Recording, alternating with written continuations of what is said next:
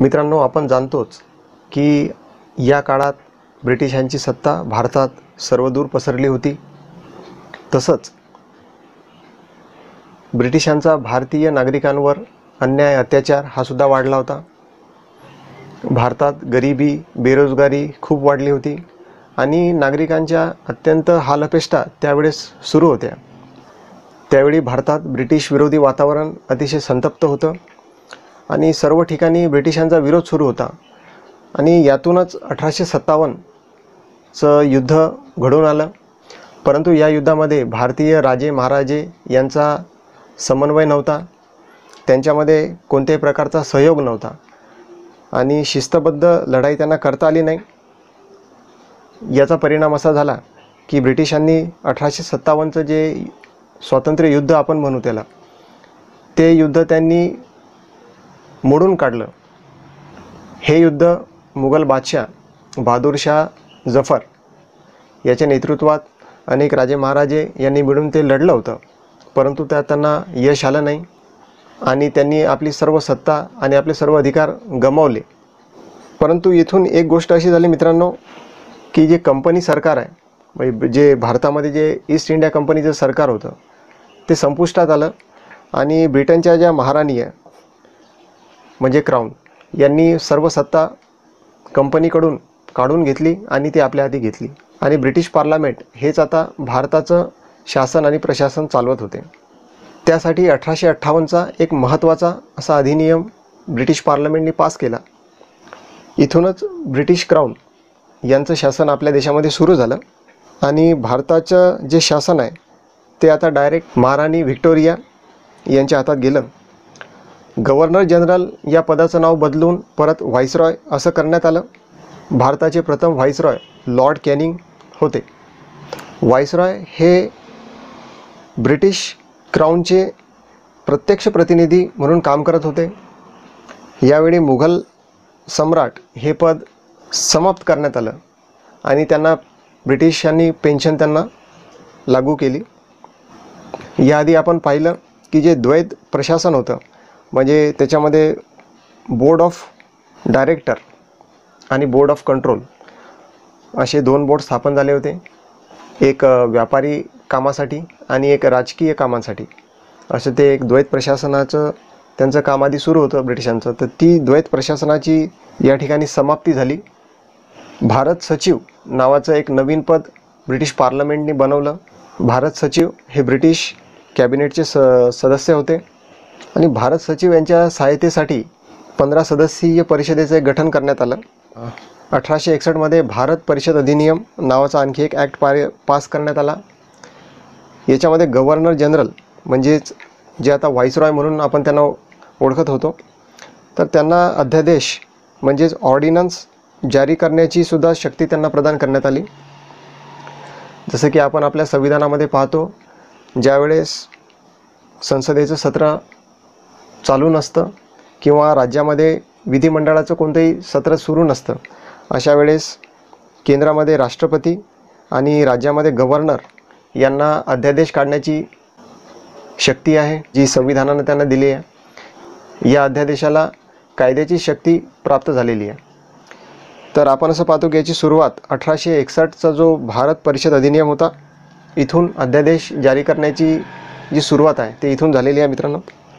त्याच्यानंतर 1873मध्ये आणखी एक अधिनियम सरकारने आणला। याच्यामध्ये ईस्ट इंडिया कंपनीचं कोणत्याही क्षणी समाप्तीची घोषणा होऊ शकेल अशी एक तरतूद होती आणि त्याचप्रमाणे 1 जानेवारी 1884 रोजी ईस्ट इंडिया कंपनीला भंग करण्यात आलं। 1876मध्ये एक शाही उपाधी अधिनियम या नावाचा एक छोटासा अधिनियम आपल्याला दिसून येतो। याच्यामध्ये महाराणी व्हिक्टोरिया यांना भारताची सम्राज्ञी ही उपाधी देण्यात आली, याची घोषणा सरकारने केली। त्याच्यानंतर एक 1892मध्ये एक आणखी भारत परिषद अधिनियम या नावाने आणखी एक अधिनियम आला। याच्यामध्ये एक अप्रत्यक्ष चुनाव प्रणाली म्हणजेच एक निर्वाचन पद्धती याची सुद्धा सुरुवात झाली। या अप्रत्यक्ष चुनाव प्रणालीच्या माध्यमातून काही भारतीय सुद्धा परिषदेमध्ये निवडून गेले। भारतीयांना बजेट सेशनमध्ये भाग घेणं, चर्चा करणं आणि काही प्रश्न विचारण्याचे अधिकार होते, परंतु या सर्व प्रश्नांना उत्तर देणं हे ब्रिटिश मंत्र्यांना काही बंधनकारक नव्हतं. 1909 मध्ये एक आणखी महत्त्वाचा अधिनियम पास केला गेला. त्यालाच आपण मोर्ले मिंटो सुधारणा या नावाने सुद्धा त्याला आपण ओळखतो. याच्यामध्ये सुद्धा अतिशय महत्त्वाच्या तरतुदी आपल्याला पाहायला मिळतात. 1909च्या अधिनियमानुसार पहिल्यांदा मुस्लिम सदस्यांना स्वतंत्र मतदारसंघ देण्यात आला आणि इथून ब्रिटिशांनी फुटीचं राजकारण करायला सुरुवात केली. मुस्लिमांना असं स्वतंत्र मतदारसंघ देऊन फूट डालो और शासन करो ही नीती ब्रिटिशांनी परत एकदा अवलंबली असं आपल्याला दिसून येतं. या स्वतंत्र मतदारसंघामध्ये मुस्लिम लोकच त्या सदस्यांना मत देऊन निवडून आणणार होते. 1909च्या भारत परिषद अधिनियमामध्ये आणखी एक महत्त्वाची तरतूद होती. याच्यामध्ये पहिल्यांदा भारताचे जे व्हाईसराय आणि प्रांतामध्ये गव्हर्नर यांची जी कार्यकारी परिषद होती, याच्यामध्ये नियुक्तीचं एक प्रावधान होतं. भारतीय सदस्यांची सुद्धा नियुक्ती त्यामार्फत होऊ शकत होती. सत्येंद्र प्रसाद सिन्हा नावाचे जे सदस्य आहेत ते व्हाईसरॉयच्या कार्यपालिकेमध्ये प्रथम सदस्य बनले. त्यानंतर 1919मध्ये आणखी एक महत्त्वाचा अधिनियम पास करण्यात आला, ज्याला मॉन्टेग्यू चेम्सफोर्ड सुधारणा कायदा असं सुद्धा म्हणतात. यावेळी चेम्सफोर्ड हे भारताचे व्हाईसरॉय होते आणि मॉन्टेग्यू हे भारत सचिव होते. यावेळी केंद्रामध्ये द्विसदनात्मक विधायिका म्हणजेच राज्य परिषद, ज्याचा कार्यकाळ 5 वर्षाचा होता आणि याच्यामध्ये सदस्यांची संख्या 60 होती, आणि केंद्रीय विधायिका याचा कार्यकाळ 3 वर्षाचा होता आणि याच्यामध्ये सदस्य संख्या 145 होती. तसंच प्रांतात द्वैत शासन होतं. याच्यामध्ये प्रांतात 2 विभाग किंवा 2 हिस्से केले गेले, ज्याच्यामध्ये काही मंत्र्यांना आरक्षित आणि काहींना हस्तांतरित असे विभाग वाटून देण्यात आले होते. या ॲक्टनुसार पहिल्यांदाच महिलांनासुद्धा मत देण्याचा अधिकार प्राप्त झाला. 1919चा भारत शासन अधिनियम. याच अधिनियमानुसार केंद्रीय बजेट आणि राज्याचा बजेट यांनासुद्धा वेगवेगळं करण्यात आलं. म्हणजेच राज्य विधानसभांनासुद्धा आपला वेगळा बजेट बनवणे आणि तो सभागृहात मांडणे हा अधिकार विधानसभेला सुद्धा देण्यात आला. त्यानंतर एक अतिशय महत्त्वाचा अधिनियम ब्रिटिश पार्लमेंटने पारित केला, जो 1935चा भारत शासन अधिनियम या नावानं आपण त्याला ओळखतो. याच अधिनियमाला भारतीय संविधानाचं मूळ स्रोत म्हणूनही आपण संबोधू शकतो, कारण या 1935च्या भारत शासन अधिनियम याच्यामध्ये ज्या तरतुदी होत्या त्यातील बऱ्याचशा तरतुदी भारताचं जे संविधान बनलं त्याच्यामध्ये आपल्याला समावेश केलेला आढळतील. 1935चा जो भारत शासन अधिनियम होता याच्यामध्ये 321 आर्टिकल आणि 10 अनुसूची होत्या. 1935च्या कायद्यात आणखी एक तरतूद होती की याद्वारा प्रांतामध्ये जे द्वैत शासन होतं त्याला समाप्त करून प्रांतीय स्वायत्तता देण्यात यावी असं सुद्धा एक त्यात प्रावधान होतं. तसंच केंद्रामध्ये सुद्धा द्वैत शासन प्रणालीची सुरुवात या कायद्याद्वारे करण्यात आली.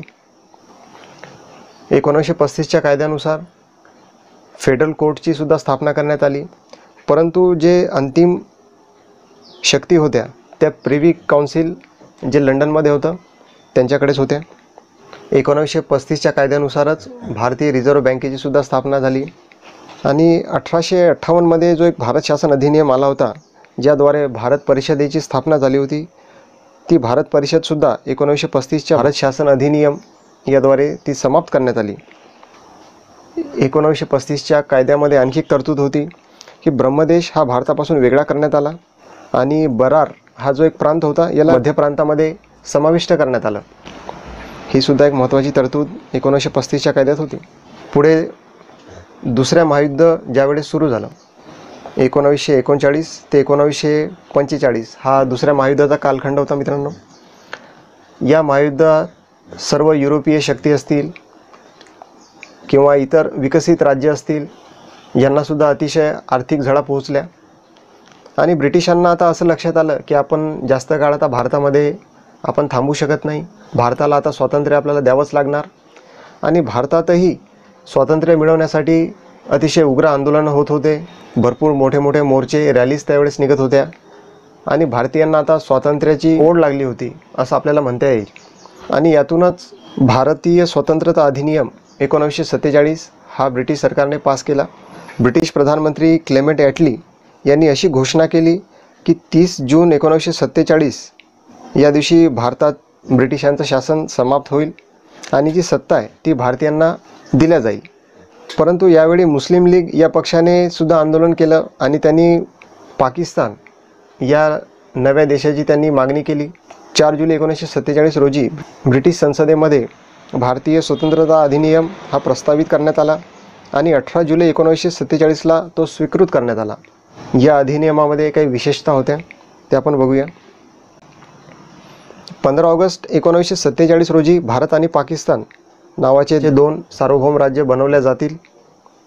तसंच व्हाईसरॉय हे पद समाप्त होऊन दोन्ही राष्ट्रामध्ये गव्हर्नर जनरल या पदाचं परत नियुक्ती केल्या जाईल.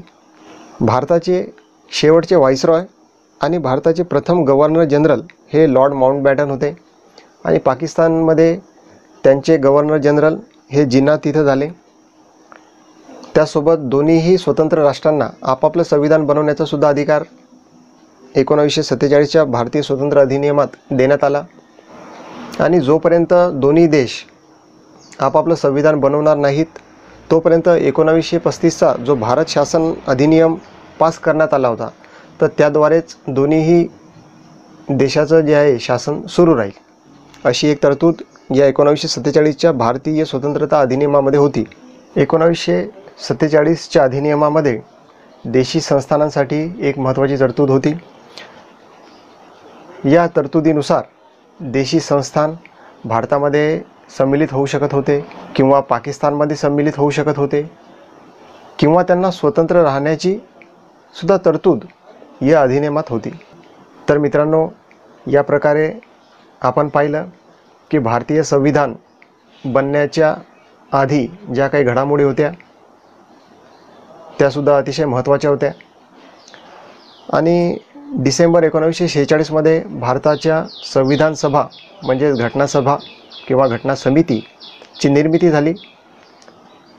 15 ऑगस्ट 1947 रोजी देशाला स्वातंत्र्यही मिळालं आणि ब्रिटिश देश सोडून मायदेशी परतले आणि भारतीय घटना समितीने संविधान बनवण्याचं कामकाज सुरू केलं आणि स्वतंत्र भारताला त्यांची राज्यघटना मिळाली. तर मित्रांनो, या टॉपिकमध्ये आपण इथेच थांबूया. पुढच्या टॉपिकमध्ये आपण संविधान सभा या महत्त्वाच्या घटकावर चर्चा करूया. नमस्कार.